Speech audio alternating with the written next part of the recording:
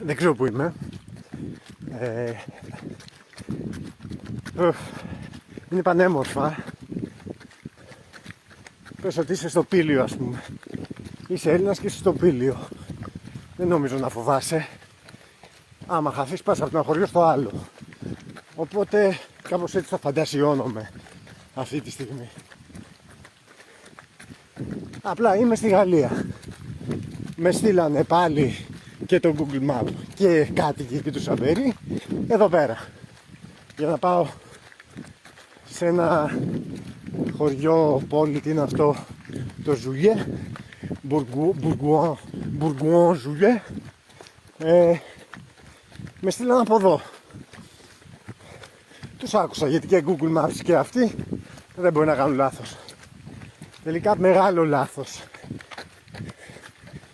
Πρέπει να συνομιλήσω με κάποιον άλλον για να το κάνω αυτό. Νομίζω ότι μύρισα. Ναι. Τέλος πάντων, είναι πανέμορφα, δεν μπορώ να το ευχαριστηθώ. Έχω μια αγωνία γιατί συνάντησα τώρα μια κοπέλα που η μάνα της είχε και μια φίλη από την Αθήνα. Αγγλίδα αυτή. Μίλαγε αγγλικά.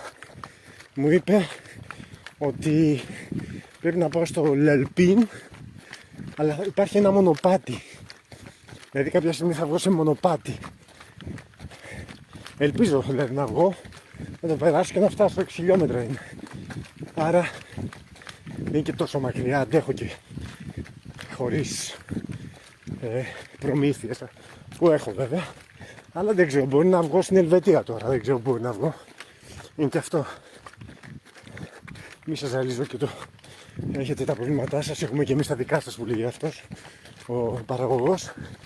Μη σας ζαλίζω. Εδώ είναι τώρα για τζακάκι. Τζακάκι δεν κάνει τόσο κρύο, όπως βλέπετε.